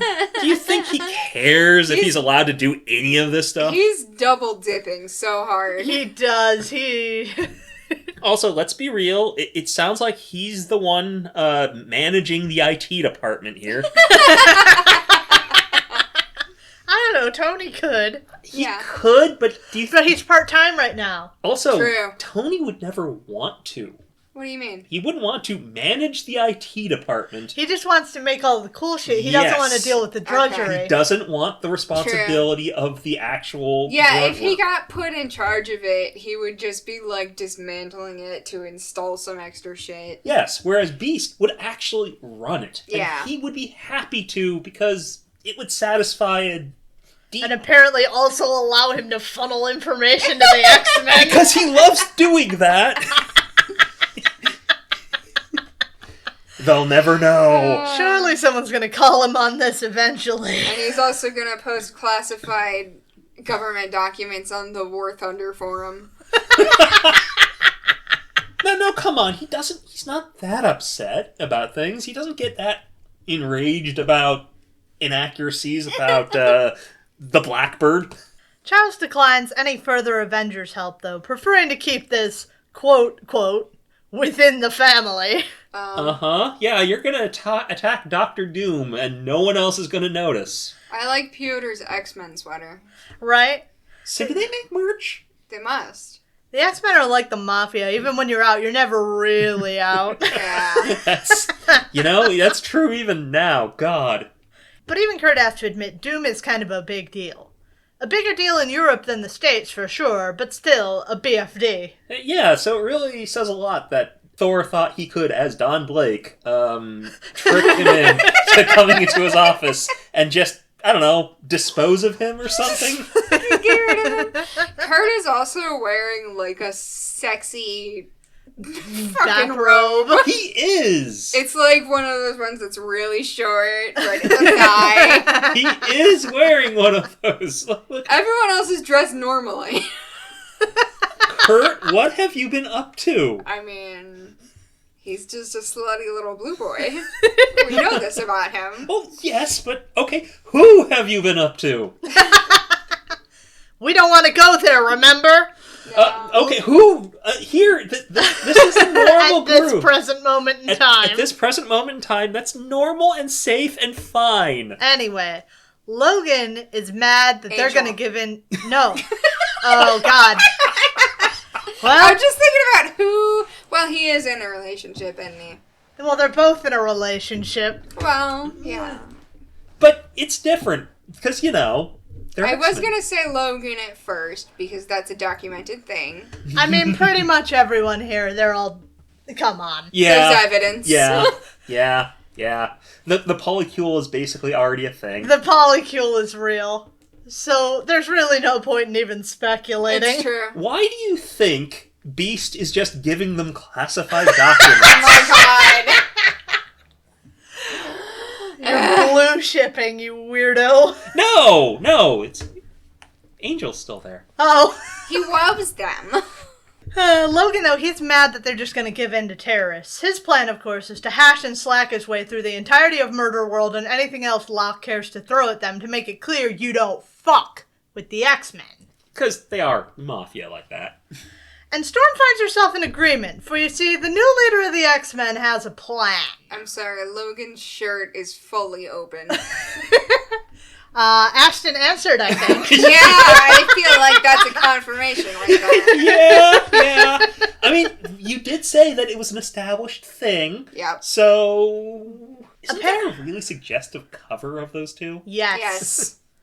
Apparently, Alex Summers and Lorna Dane aren't already aware of this whole Moira situation, because if you want some peace and quiet, Scotland isn't far enough away. Apparently the middle of Russia isn't far enough away. Jesus Yeah. Christ. Now they're off in, I'm not actually sure, I think it might be Panama, but it says they could also be New Mexico. It says they're a continent away, so I looked up the name of this place, and the only thing I got any hits on was in Panama, but they also say the American Southwest. Editor Louise Jones screwed the pooch on this one. I don't know where the fuck they are. Anyway, they're continuing their educations, which I had to give them heads off on managing to keep that going with all the chaos in their lives. Weren't they being controlled by Eric the Red for like half a fucking year? Yeah. And then they had to transfer to Scotland for a while. Fucking incredible, really. Just, he doesn't have a stable life. However, in a recent rock slide, their windmill got all fucked up. But that's alright. They think they have the expertise to fix this. Do they? Whether they do, or whether they're going to have to sheepishly try to pass this off to a bemused repairman in a week from now, that all remains to be seen. Also, I'm very curious how the rock slide seems to have buried a windmill. Did they put it up in a bad place? They must have. Yeah. I don't know why they put a windmill there, actually. Great question. Good question. Yeah, that's kind of the bigger question I have. Why in a place that clearly looks like a rock slide was going to happen? But they give it a go. Alex blasts away all the debris while Lorna straightens it back up, and amazingly the windmill is like brand new. I don't believe it. I literally don't believe it. Lorna, are you an expert metal worker? Well... Look, Yes. being able to bend metal isn't the same as being able to fix it perfectly as a functional all machine. you gotta do is straighten it out, right? It's fine. It's fine. Yeah, all it just needs is be straight. Like a towel, just go snap. I think that this is where my line of disbelief is. and not the floating head. Now, there's little time to celebrate, though, before the professor, here's Johnny, Yeah. his way back into their lives once more, He pulls an Odin. requesting the couple's help. Lorna immediately protests that the pair don't want to be superheroes. They just want to do their thing. But Charles doesn't even remotely respect that decision. Well, no, because he doesn't respect people. The planes are already in the air. But Lex answers for the pair of them, to Lorna's mild aggravation that they will be there. But, since they've got some time to kill, ... Oh my god. Speaking of sex... Why are the Summers brothers exclusively getting laid in the desert? We know there's nothing in the water. So horny. The sand? They like sand? I love sand. It's so rough and coarse that it gets everywhere. Ripley's dying. You were taking a drink as we started that joke. I sure was. All right, I want your best guesses who's next down the phone tree. God. Jamie. What about you? Banshee? Nope. You know, when I was writing this script, because I forgot this happened, I initially wrote a bit where I was thinking about how long it's been since we saw Bobby Drake. And not 3 pages later, here he is, Bobby Boy Drake. He's tried to grow facial hair. Yeah. He's one of those guys you were talking about who can't grow facial hair. I was saying that there's some people, I mean, they can, but they shouldn't. It's like scruff. I don't think he should. I think it's a good thing he doesn't in the future. Agreed. But since the dining hall's not going to be open for a bit, there's no other option. The only thing he could possibly put into his body is this beer. There's no other choice. There was literally nothing else he could do. Well, it's calories. That's his celebration for finishing this term paper. Breakfast of Champions. You know what? That's Stop. fair. Think about it. Breakfast of Champions. Ah! It's fair considering he finished a term paper. I'm giving it to him. That's not hitting? No. No. I don't understand what you were doing. Breakfast of Champions. Oh. Yeah, the less famous champions. He picked up bad habits from Herc. Charles doesn't even bother asking him. He just orders Bobby to go to the mansion. Well, of course he does. Chuck is sweaty. He's been reaching out across the world talking to his X-Men. Yeah. His X-Men. They Yeah. are his. Hope he at least got to finish his beer. He's going to need that buzz to ice slide his way down the seaboard after an all-nighter. Meanwhile, our boy Sean is hitting supersonic speeds jetting over the Atlantic in the Concorde. Now that Dave's back, we're back to very specific planes. Love this bitch. We are. That is a genuine Concorde. Those are extinct. It's kind of sad. I like that Sean didn't even call. He just hopped on the first fastest plane he could get. I wonder if they let him keep his gun. It's what his woman would want. Yeah. Oh, God. That's all he can do, isn't it? Yep, he's just Banshee with a gun. Banshee with a gun. But unfortunately, Charles can't order his way into his fantasy X-Men B team. Not fully, anyway. He can't reach Scott. Rip Scott. Which troubles Chucklefuck quite a bit, because he's feeling a very familiar psychic interference. Fairly certain that this means Magneto. But where is Scott? Not with Magneto. And how does Magneto do that? He's just... I don't know, but he did it before. Yeah, he did it before with magnets. Miracles. Remember? Magnets, how do they work? He did that shit back when Jean was the Phoenix, too. He did. Yeah. We're just gonna not know how magnets work, huh? This is just something he can do. Or not know what psychics... Maybe we don't know how psychics work, and that's important. That's true. Maybe it's a magnet thing. We've been assuming that we don't know how magnets work, but it might be we don't know how psychics work. Damn right. Anyway, Scott's not with Magneto. He's just laying on some unnamed Caribbean island, catching even weirder tan lines than usual. Wait, so after, I guess... I'm assuming it's going to be explained. Okay. I trust Chris to explain it to us. He better. He's not like Jerry. That's true. Jerry would do this to us. Who just had Thor punch Loki in the head and then we never see Loki again. You know, I think to myself, what if this is the butterfly effect of storms mucking with the weather in New York? And Anyway, he begins to stir and accidentally yeets himself off through the air from its uncovered eyes. He didn't check. I feel so validated every time I see, like, physical effects of force actually rebounding on Scott from his eyes because I have headcanons, motherfucker. Yeah. You don't need headcanons. It's canon. That's a picture. I feel validated. Realizing what happened, he first searches for his glasses before realizing what a fruitless effort that is. Yes. Open your eyes and look for your glasses. I'm sure that'll work out. He finally settles on tying the tatters of his shirt into a makeshift blindfold so he doesn't start accidentally just blasting things. It's conveniently only now that Captain Lee Forrester finds him. On seeing his bandaged eyes, she moves to take a look to see if she can't help him. But Scott quickly waves her off, or maybe gropes her boob if I can make fun of the illustration a little. He also calls her Al. Yeah, well, her name's Elitis. I know.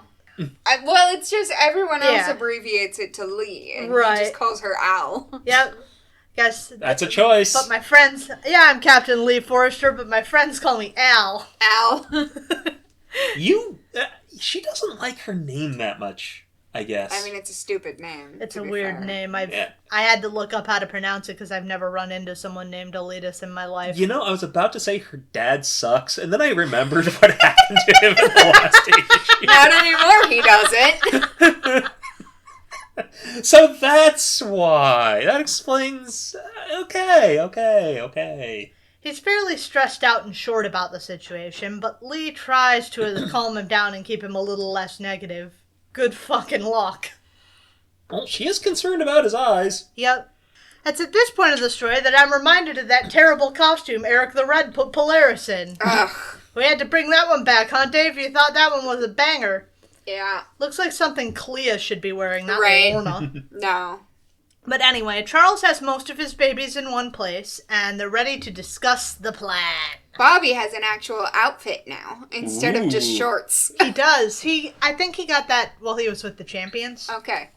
Well, he did need an outfit. He desperately needed an outfit. He desperately did need an outfit, yes. So the plan is they're going to do both things. The B team is going to go rescue the hostages, while the A team goes to rescue Arcade. Regrettably, we must rescue Arcade. You know, so much could have been spared if you just, I don't know, let him die. Everyone seems on board until Alex suggests they have a practice session in the danger room to try to work out some team dynamics. Little does he know. Oh, wow. I just had a crazy thought where they talked to Doom about this because he might be willing to bargain and you might get a better deal than... I extremely disagree. Once he's decided he's going to kill someone, you cannot bargain with him. That's true, but you can still... Let him kill him, but free the friends first. You can kill more of his things. I don't know. I feel like there's... I think that's a non-starter. Everybody but Charles has a giggle. He still looks a little ashen thinking about the fate of the danger room. Yeah, he looks miffed. Yeah, he does. Wow.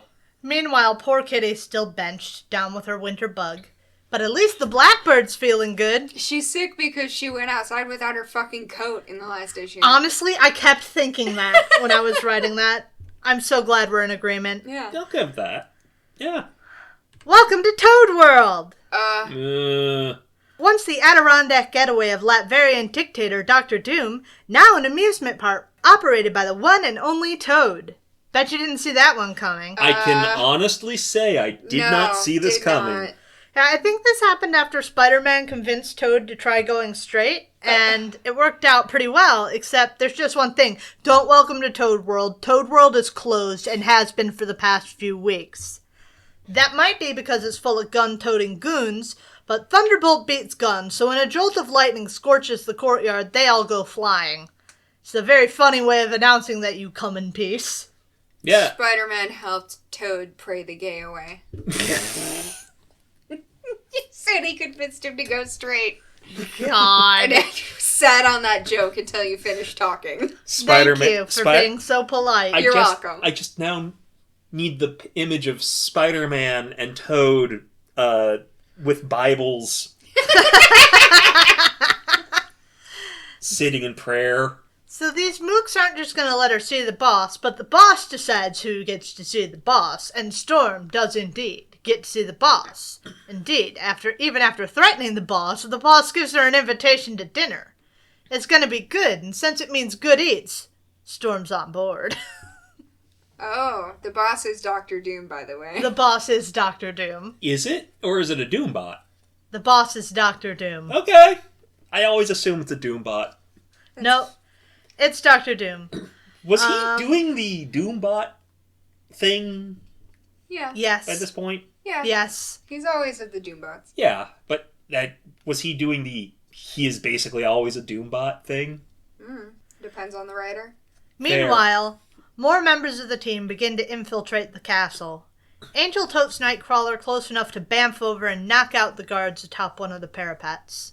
So apparently Doom went crazy, and now he's in America scheming on how to get his crown back now that he's not crazy anymore. Okay. That's, sure. I don't know when all that happened. There's a note on it, but I don't know anything about it. I guess he really didn't plan on abandoning that castle, huh? Yeah. But it also means that he's lost his diplomatic immunity. Uh-huh. Why is he doing this then? Because Doom's pride knows no bounds, that's why. He's lost his diplomatic immunity. That means Thor can kill him now. Yes, it's no longer an extrajudicial killing of a foreign diplomat. It's now just murder.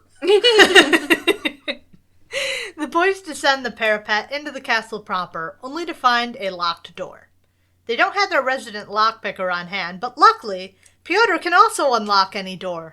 Piotr is a lockpick. He can unlock a door. Once. But once is enough. But on the other side of the door, they find a trap.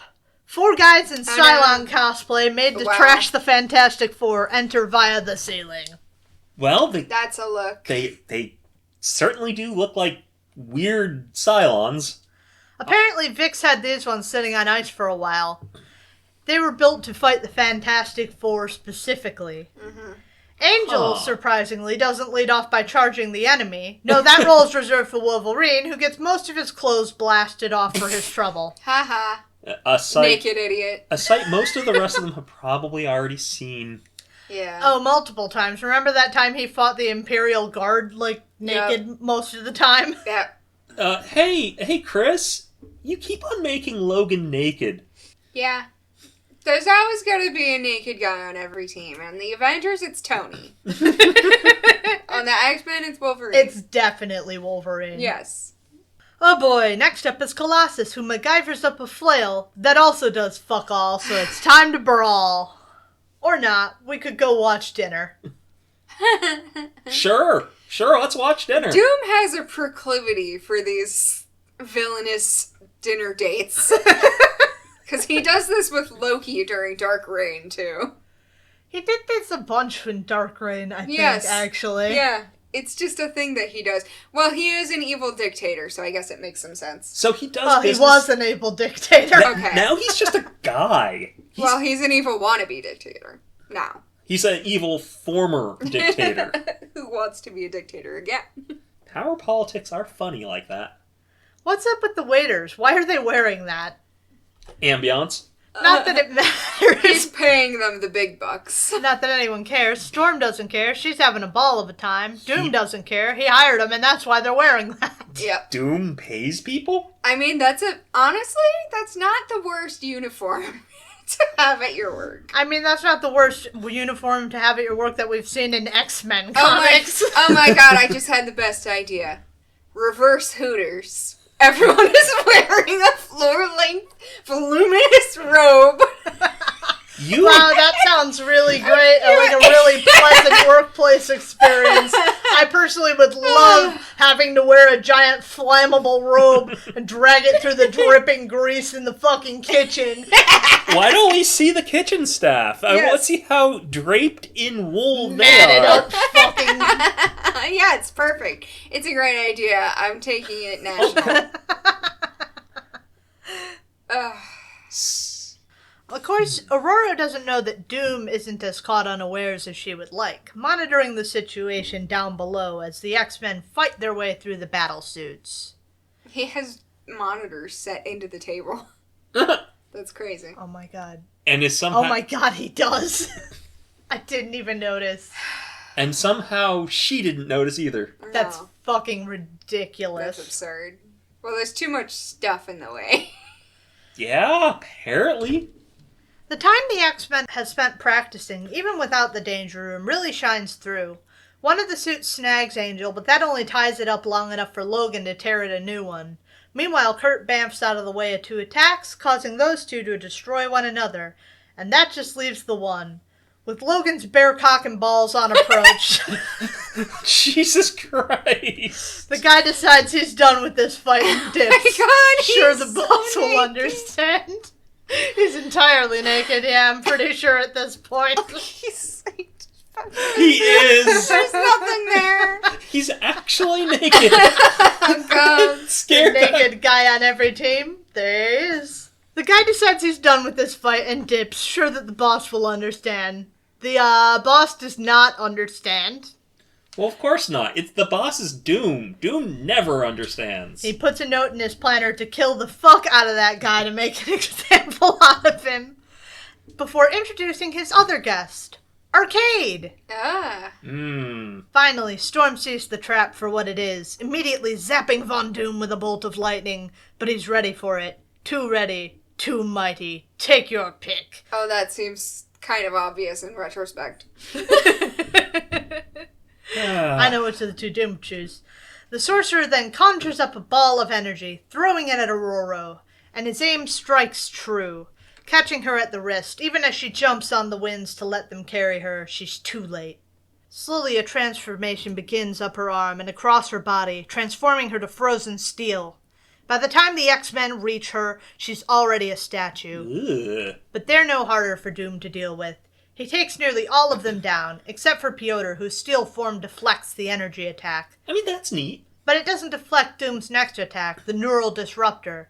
And then there was only Doom. Wow. That... Doom, doom, doom, doom.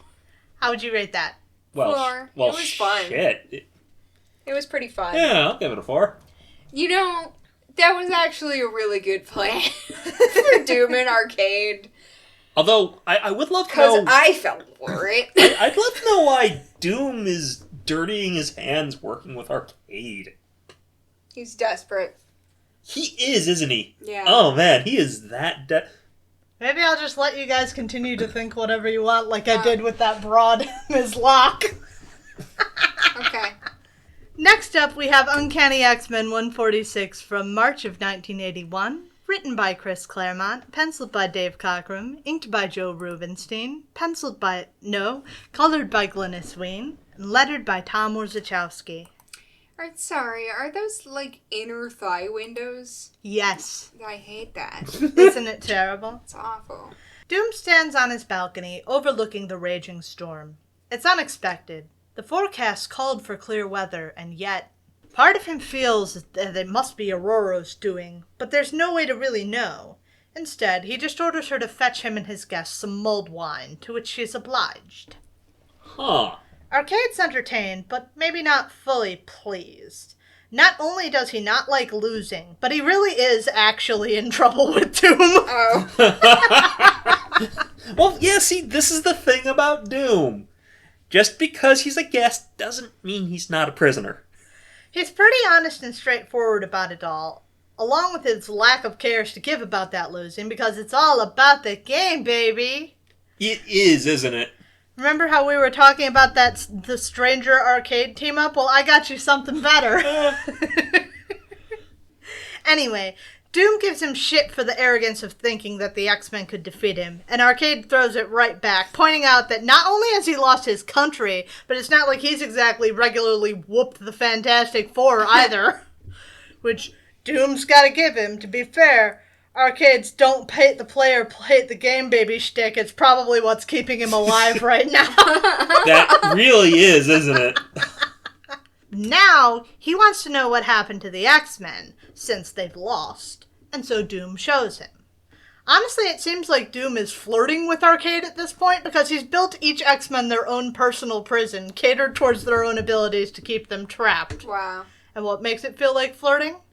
Each cell has a way to escape if the X-Men use their heads and abilities just perfectly. He's repeating the shtick! Oh my god. It's not like he has to do that either.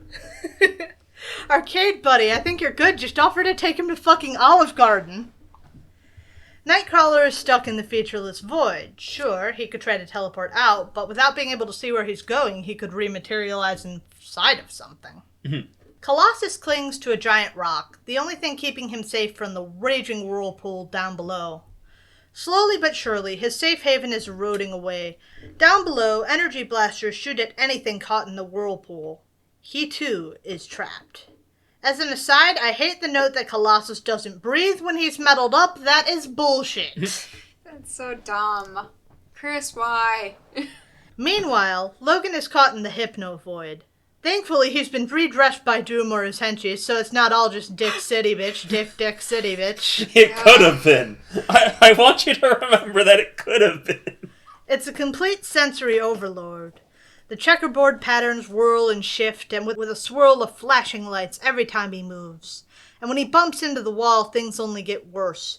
He's sent off flying into another wall, caught in an eternal pinball hell until he's either jellified or he goes insane. Fantastic.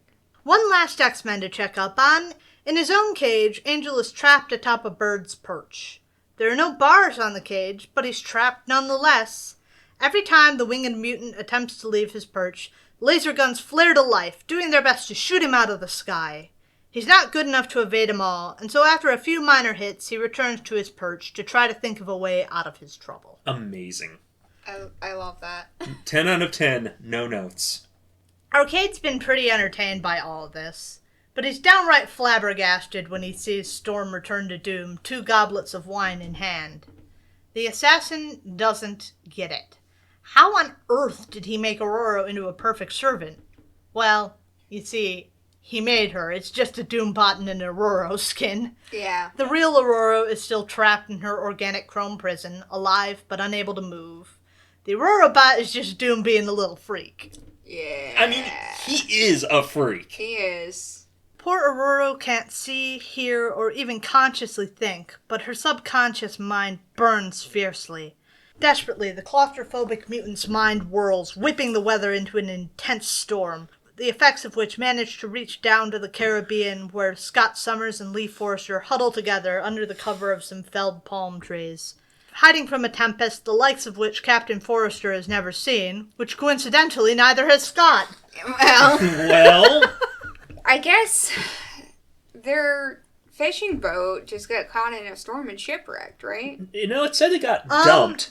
No. Lee Forrester fell overboard and Scott dove in after her. Great. Well, rip them, I guess. Yeah. He also doesn't see the nearby lightning strike that jars him enough to knock his blindfold off.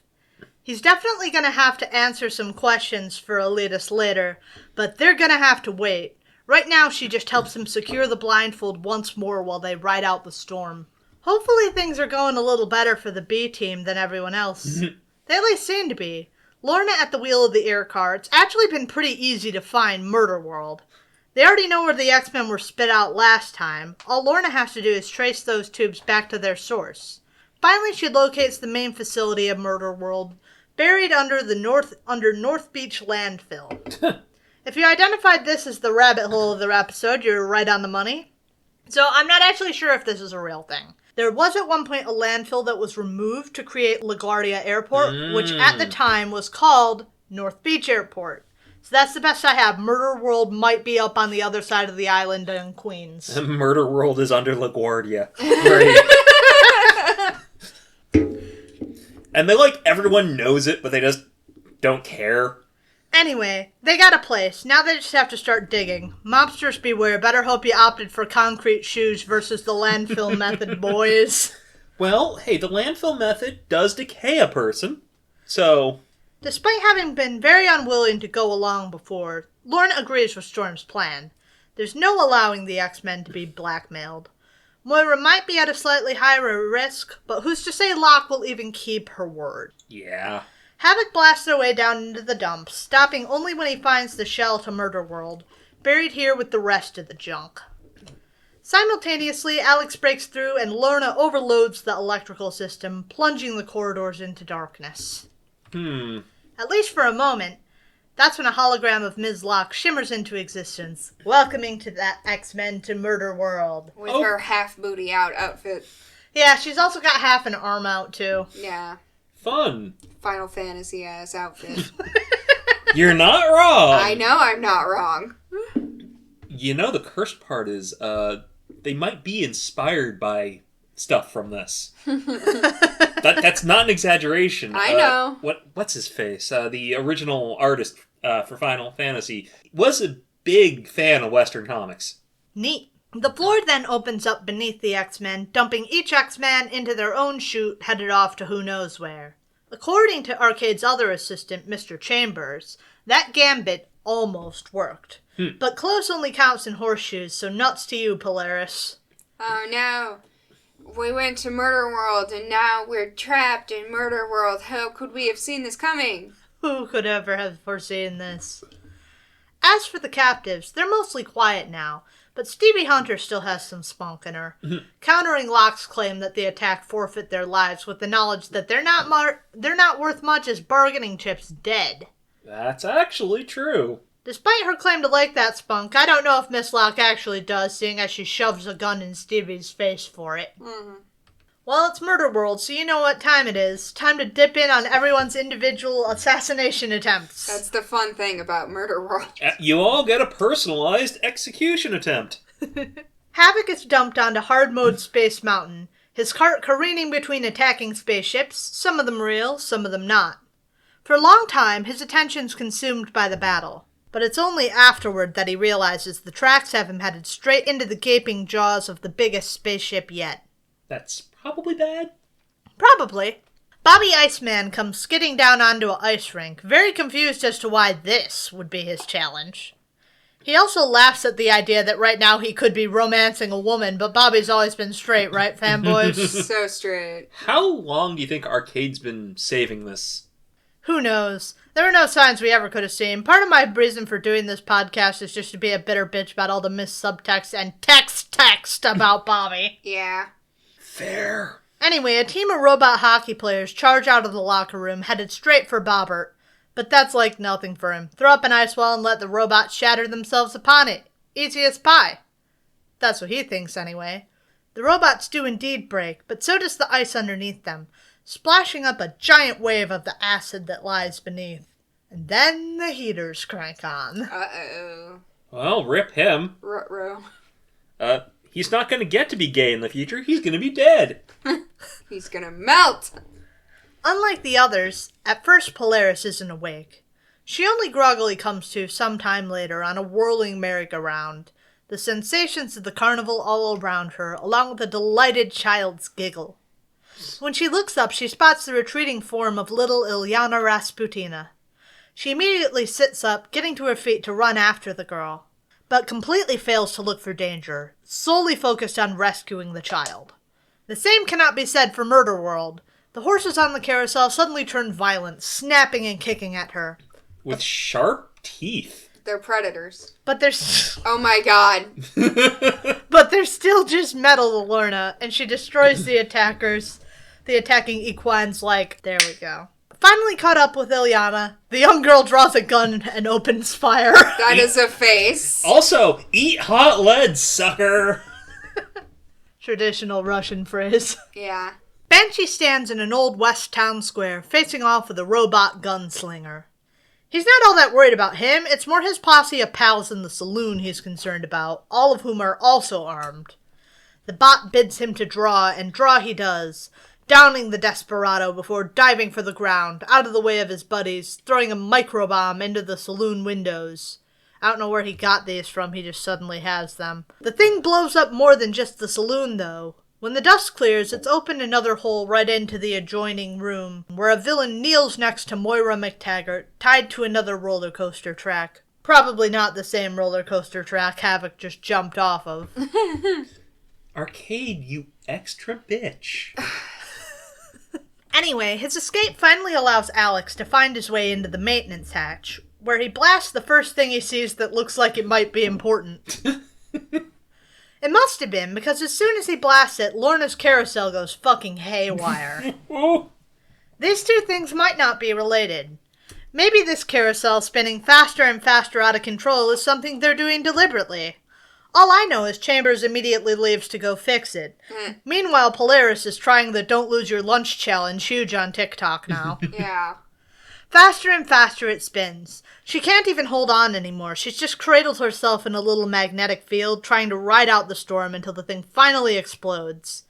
That's when a disruptor fires on, and Lorna tumbles down through a hole in the floor, down into Bobby's ice rink. She falls further and further, and closer to the ice, where she'll smash through to the acid below. At least if Bobby doesn't save her. It's a close call. He's really struggling to hold his ice slide together with those heaters on, and he can feel it beginning to crack, but he manages to snag her with one arm while he supercools the wall in front of them to break the brittle metal on impact. Oh, they're doing a better job than the heroes in Doom's traps. Most certainly. On coming out to investigate, Mr. Chambers finds Havoc's handiwork with the man close behind him. Maybe a little sour after all this, because he blasts him. Yeah. He just waited for someone to show up, didn't he? Yeah. Alex is a lot. What? No, seriously. Part of me wants to kill you, mister. Slowly. But I won't. I can't. Revenge is for children. I like to think I'm an adult. That's normal. That's a normal thing to say. He's perfectly normal. He's so normal. He was also the one who had that freak out hallucinating Lorna dying over and over and over. Yeah, so he's so normal about all of he's this. just having a normal one. Scott is not the only one who fell out of a fucking plane. And we don't normally get to see what he's going through, do Yeah. Methinks there's some unresolved trauma. No shit. we? Also, the autism runs in the family strong. See, I always consider Alex to be the family neurotypical. Yeah. I agree, actually. Not with a line like that. That's not got anything to do with autism, my guy. Banshee doesn't blast Moira's attacker, though. He tackles him. As he works on McTaggart's bonds, the roller coaster draws nearer and nearer. Candy Southern and Amanda Sefton, Warren and Kurt's respective sweeties, sit strapped in. Oh my god. Coming nearer and nearer, but Banshee can't get her loose in time. Once there's no other choice, he pulls another of his micro-bombs, cursing himself as he readies to throw it up on the tracks. He can't lose Moira. Luckily, it never comes to that. He was ready to sacrifice someone else. Mm-hmm. An arch of ice forms itself above them, carrying the roller coaster along, while its passengers are deftly plucked free by Polaris. And yet once free, the women fix the group with the strangest smiles. Ugh. Oh, fun. More robot doubles explode, with Lorna just barely able to erect a field to protect them. She then explains that she magna-scanned them and found they didn't have the natural magnetic auras of living beings. Chris, you can just say they're metal. It's all right, I promise. He could have said they were metal, but that wouldn't have been extra enough. Yeah. Up in the control room, Miss Locke eavesdrops on their plan to make it up to the control room to disable Murder World. Oh my god! Paint me like your French girls. She's not gonna let that happen, but she's too late to stop them because the team little brother dramatically drapes himself over the control console.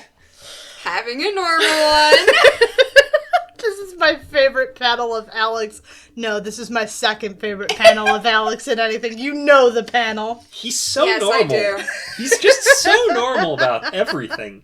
Again, it runs in the fucking family. Yeah. He offers Ms. Locke the choice to surrender or fight. She chooses fight, but that lasts about 5 seconds. Yeah. I think we're going to have to give it to the B team, because even though they've emerged into a hellacious gale, they got the job done. Not to be said for most people this issue. Uh-huh. With one small exception. Arcade and Doom stand smoking cigars. Well, Arcade smokes cigars. Doom mostly just stands around watching as the storm continues to intensify. It's already blanketing the entire Northeast, but it's only spreading. Soon it could grow to an actual catastrophe, but Arcade is still having the time of his life. At least partially, because while Doom was looking out the window, Nightcrawler vanished. Oh, Gasp. he took the chance. How would you rate that? 5. I liked it. You know, for an arcade issue, this one was actually good. It You was don't really like good. Arcade? Oh god, no. I love As Arcade. a character, I think he's terrible for the most part. That's the thing. A lot of people, you either like Arcade or you hate Arcade. You hate Arcade. I like Arcade. Kinda said 5, though. Where are you? Yeah, but this was a good issue, yeah. 5. I'll go along with that. Sure, 5. I thought this was a very fun Murder World segment. I'm neutral on Arcade. If he's here, okay. You're if he's weird. not here, I will not miss him. You are weird. How can you be neutral on Arcade? That's a look. Last up is Uncanny X-Men 147 from April of 1981. Written by Chris Claremont, penciled by Dave Cockrum, inked by Joe Rubinstein, colored by Glynis Wein, and lettered by Tom Orzechowski. I finally got a giant woman.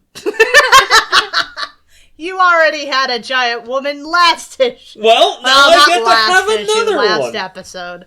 What, do we gotta fill the quota every fucking month? Yes. Kurt found an escape from his trap. It's hard to know what you're gonna teleport into, but it's a safe bet that if you teleport 2 miles into the air, the only thing you're gonna have to worry about touching are low-flying aircraft. You know what? Gotta give credit to Doom. He's got better traps. I really like this fucking panel of him backlit by the lightning. It's cool. Also, yeah, Doom's traps really mindfuck. Deep mindfuck territory versus Arcade. Just he's better at it. I don't know, there's that one time he had that guy mindfuck Piotr pretty hard into becoming True. Communist Mario. He did. That did happen. He That became did Communist happen. Mario. Indeed, with a cry, Kurt Wagner appears, illuminated by crackling lightning all around. It takes him a while to regain his senses as he falls, still exerted from the effort. Luckily, he's got some time. Though the fearsome weather wasn't something he really took into account. If he keeps falling, he's gonna hit the ground, but if he teleports somewhere, he's still gotta shed that momentum. But what he can do is ride the winds to a nearby lake, hoping and praying that it isn't frozen over, because that'd stop his jailbreak real quick. Oh, yeah. Yeah, but if he's high enough, it's still gonna hurt. Yeah, that would, yeah. Well, Hitting water from that height is like hitting concrete. yep, but luckily an updraft catches him, and he sheds a lot of his momentum. Slows him down enough that he can teleport a few feet above the lake to splash down inside it relatively quickly. Alright. Sure. It's not the most graceful landing, but he is alive, and that's the most important part. He then recaps the entire story so far. Because, you know, this might Well, be your first issue. Looking like a sad, wet cat. Mm-hmm. He basically is a sad wet cat. Has a tail, check. Furry, check. Blue, not check. Russian blues. Ooh, check. Cats can Check, be blue. check, check. Cat. Cat. Confirmed cat. Eyes glow. Cat. Cat. Acrobatic. Cat. Cat. Is probably responsible for strange noises happening above you. Known to be acquainted with pussy. You motherfucker. I saw you dying over there long before you said it. I was trying to contain myself, but no, I wasn't. No, you were not. I was trying to collect myself enough to say it. Yes. While he's glad for his escape, Arcade is even more glad, cackling, taunting, and being a real child about Nightcrawler's escape, while Doom calmly orders his henchies to bring the mutant back in, nevertheless still troubled about the growing storm. He's not the only one. Half a continent away in Cheyenne Mountain, the men of NORAD are even more troubled, watching a satellite feed of the weather. Hey, it's NORAD again. Hey! NORAD's back. The storm has intensified to engulf nearly the entire East Coast, showing no signs of slowing. It's even hitting Michigan. Yep. It's even engulfing Michigan, Yeah. mostly. Back up at the heart of the storm, even the more common men that make up Doom's security forces find the storm to be the wildest thing they've ever seen. In a sudden flash of lightning, Wagner appears at the window, howling. The sound chills the men to their bones, but consummate professionals they are, they recover quickly and open fire. Not quickly enough. Kurt teleports away, reappearing behind them and downing the men. Ooh. Easy enough now for him to descend from the turret once more. Probably easier than freeing his friends is going to be. Kurt's not the only one with a plan to escape, though. Desperation has a way of bringing out creative thinking, and Piotr has been watching as the guns have destroyed the falling bits of rock. Not every rock gets destroyed by the guns. Only ones that are big enough do. And while there seems to be a pattern, Colossus-sized rocks get pulverized, while anything smaller than that seems to get a pass. While the whirlpool may be hard for him to survive, it's the only chance he has. Now's your time to shine, Flesh Piotr. Flesh Piotr's turn. He plunges into the water, taking a deep gulp of air as he dips down below the surface, swimming for the bottom of the pool. It's his only chance. He nearly dies more than once, but once he manages to pass the guns, they ignore him, and it's finally safe. He turns to Colossus once more and punches with all of his might, rupturing the tank, water pouring out of the newly opened hole. Neat trick for someone who isn't standing or holding on to anything. Indeed. Well, assumingly he's actually standing on the bottom of it now, since he doesn't have to breathe as... Sure, because, that's how metal Piotr works. Angel, too, thinks he sees a way out of his predicament. These lasers aren't forming random patterns. They're forming up the same way every time. So if he can just fly through the obstacle course, he'll be alright. And Baby Boy has been flying through obstacle courses since he was a teenager. He's got this! Hell yeah. Because, he's a child soldier, or a former child soldier at this point. He manages to escape his trap, though he flies smack into a wall of water. Indeed. Logan is less hopeful. He's been trying with everything he has in him to hold on to his sanity against the onslaught of lights and sounds, but his self-control has been faltering in general. For a while, all the work he did with Mac to help keep that bare shirt in the closet, it's all been getting out of hand. This is exactly the kind of thing that could push him inexorably over the edge into that familiar rage. But he can't just stay here forever. And so he grits his teeth and tries something. When he moves, the world erupts into noise and sound, and he smacks into a wall. As before, careening off into another, but this time he brings his claws out and they gouge deep into the walls. Time and again, the process repeats himself until he finally hits something vital and the anti-gravity kicks off. From there, it's pretty simple to carve his way out of Doom's trap. When he steps out, it's into knee-high water. On him, so ankle-high water. He's struggling to find exactly where his friend's scents are coming from, but he can pick up something well enough to follow it. That something being the sense of Arcade and Dr. Doom. Apparently he fancied the odds on that one. When Doom orders Aurora about to take him down, though, Logan doesn't even hesitate for a moment, slicing it to pieces without any hesitation. He knew it wasn't her. Obviously, he can smell it. Well, yeah. No shit, he's like, yeah, I can tell by stance and by smell, but Doom's still like, he's impressed. But, like, that's a robot. He's Dr. Doom, and Wolverine isn't as tough as shit as he thinks he is. So Doom blasts him away, but the Canadian gets to his feet, ready for another go. At least it doesn't blast his clothes off this time. At least it doesn't blast his clothes off this time. It would have been funny if he had. Twice? Yeah. He sees something Doom doesn't see, but maybe smells. Nightcrawler jumps from overhead, a howl on his lips and a tapestry in hand to tangle the once dictator in. It's probably one of Doom's more embarrassing moments. That's a move. Wow. Oh my god. But less so when he's at the tip of Wolverine's claws. Then I think it would be fair to pass over that orb that turns Aurora into Aurora again. Doom didn't lie. In a flash of light, Aurora erupts back to life, glowing with power, garb transformed into something else entirely. Clothes in parentheses. All bits are covered. Technically. Barely. An artfully draped scarf. And shadow.